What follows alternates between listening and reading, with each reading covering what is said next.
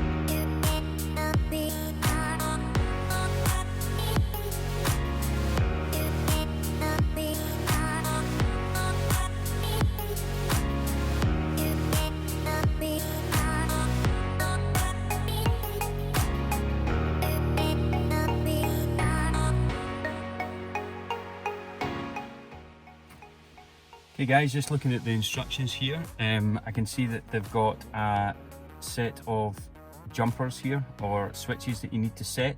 So depending on the model and year of your car, it will tell you which ones need to be off and which ones need to be on. So for me, I've got a 6.5 inch screen, it's for a Mini, so all of mine have to be off are 3, 4, 5, 6 and 8, and on 1 and 2. I'm not sure what to do with 7. Jumper 7, but I'm gonna have to just leave that off and just assuming that 1 and 2 have to be on. So I've done that, so you can see here that I've got 1 and 2 on, and 4, 5, 6, 7 and 8 I've got them all off. So we're going to get this mounted to the car. I think I'm going to put it behind just above the glove locker, just cable tied onto, there's a brace in there. I'm just going to get it situated in there and route the wires through behind here, because I think behind here is too tight. So we'll see how this goes.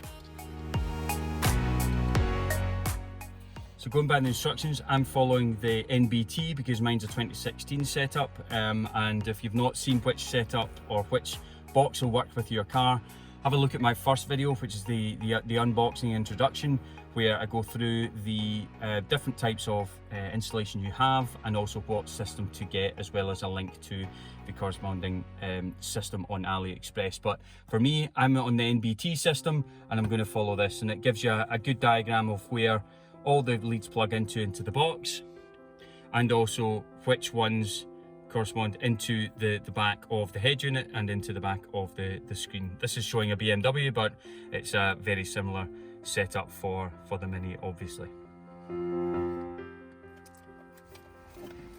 Okay, it's worth noting, guys, so when you are plugging in the LVS out, just make sure there are two different connections on there. There's a right angled one and there's a straight one. Okay, so what we want to do is we want to plug the straight one into the box itself until it clicks, and that's it in securely. And then this one here will go into the bottom of into the back of the screen, into there.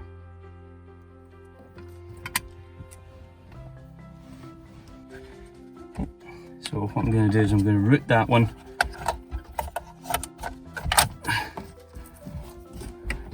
behind here.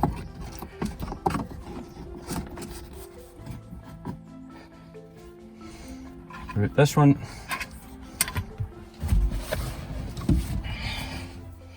behind here.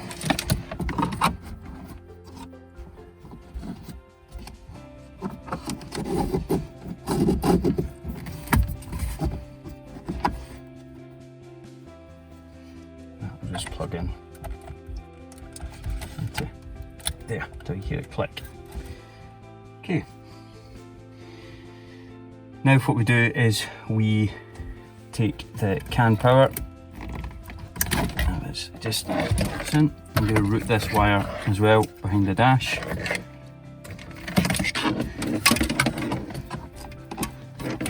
Yep. And plug that in till it clicks. And now, so on the back of the head unit, you've got the wiring harness which will go into here. So one of these will go into the back of the head unit, and one of these will go into the existing connection that's in the back here. So there are two Torx T20 screws just in here keeping the head unit in. Recommend undoing those and bringing the head unit forward. And there's a latch system on this one, so you lift up the latch and you pull out the wiring loom out the back of the head unit. And what we do is we take the existing one of the new wiring loom, we push that in, and then we make sure that's all the way in, and then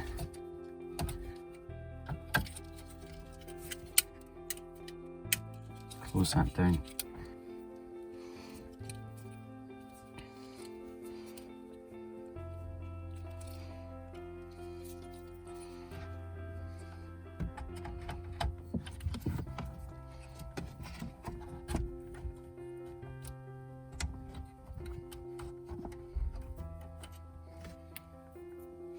Okay,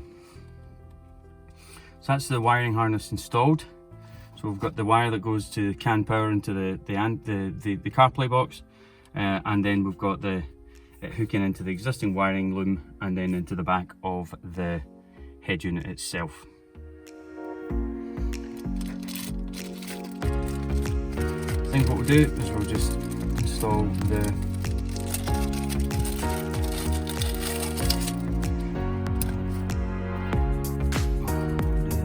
is we will install the USB into the back. It's just here. Then you click, and that's that. And I guess we need to test.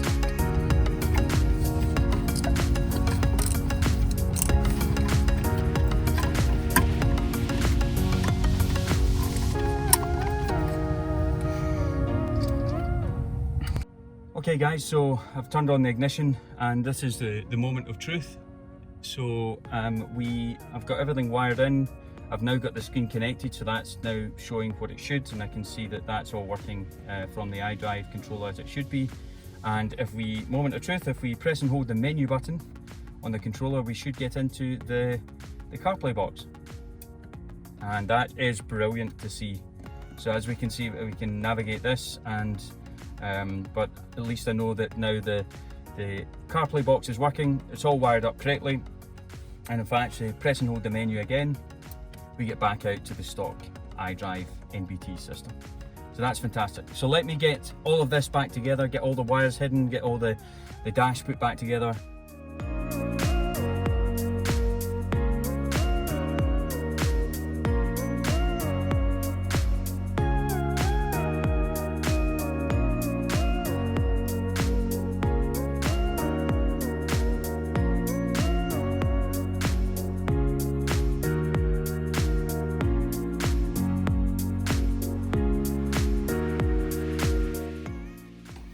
I don't think I need this. This is a 3.5mm audio jack.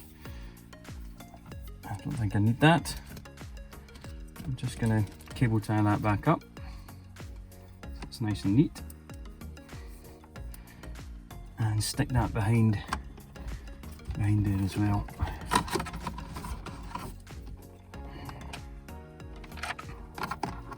In a wee minute when I'm sorting this.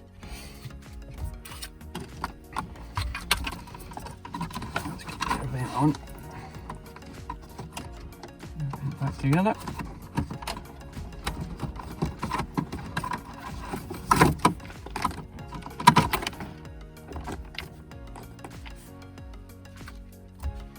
These are quite good because they've just got metal clips.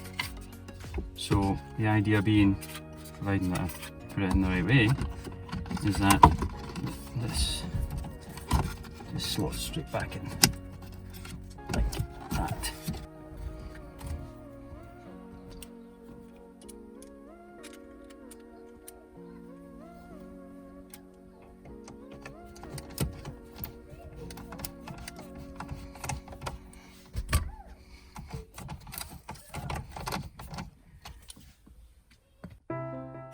Awesome, so that's one air vent back in.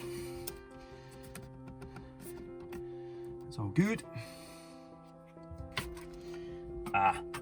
No. I need to take this one back off because I need to secure the CarPlay box in and I need to get this bit back on before I put the vent. Oh!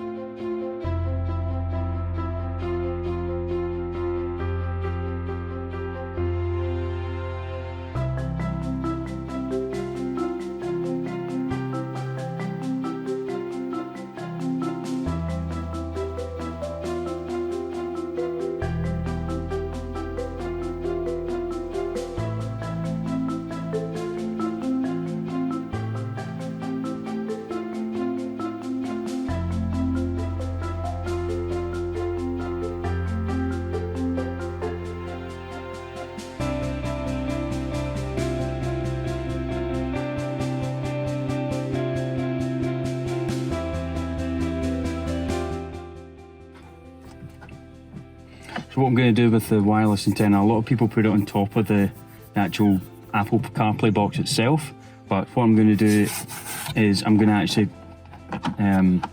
stick it underneath here, not interfering with the airbag up here or anything here. It's just under here, it's just a wee bit of padding. There's nothing really major under here, and also it gets away from the metal, so there's limits it reduces the chance of interference. So.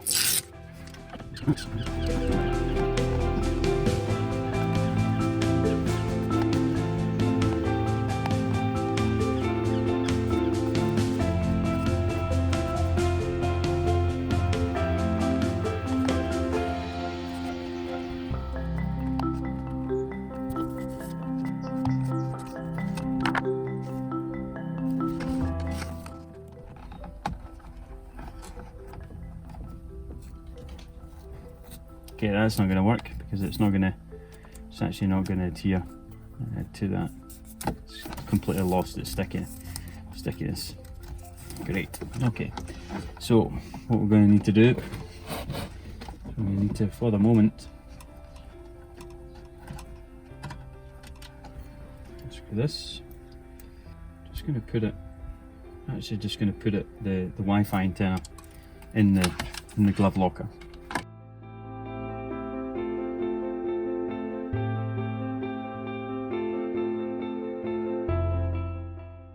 So now that that's all done, we get the dash piece and put that back on.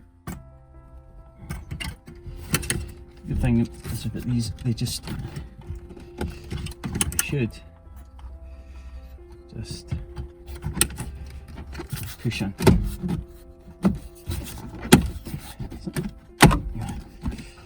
There we go. That's that back in, and now we can get the air vents added and screwed back into the car as well.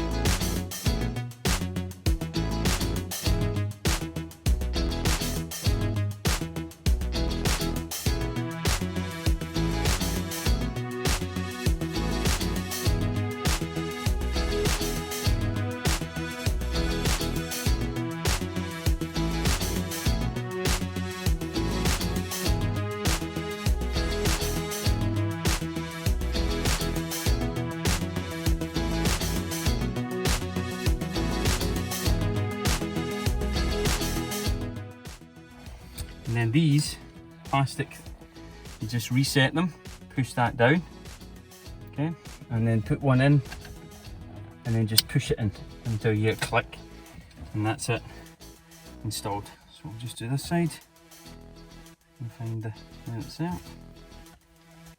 That just goes in there until we can hear it click. Okay.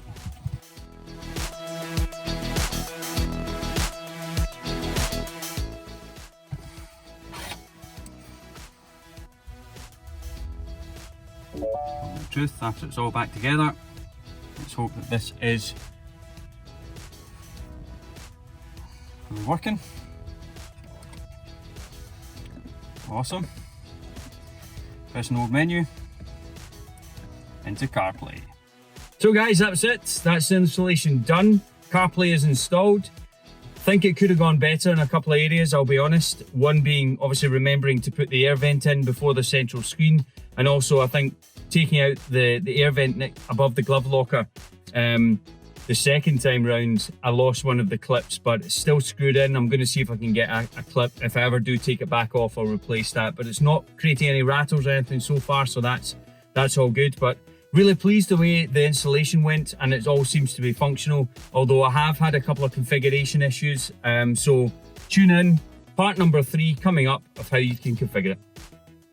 So that's it for another video. Thanks so much for watching. Be sure to click the subscribe button and hit the bell for the notification of CarPlay Part 3 coming up. Have how to configure the unit, link your phone to it, and also adjust the screen, and also a very important audio tip that you'll need to get it all working correctly. Thanks again for watching. See you in the next one. Bye bye.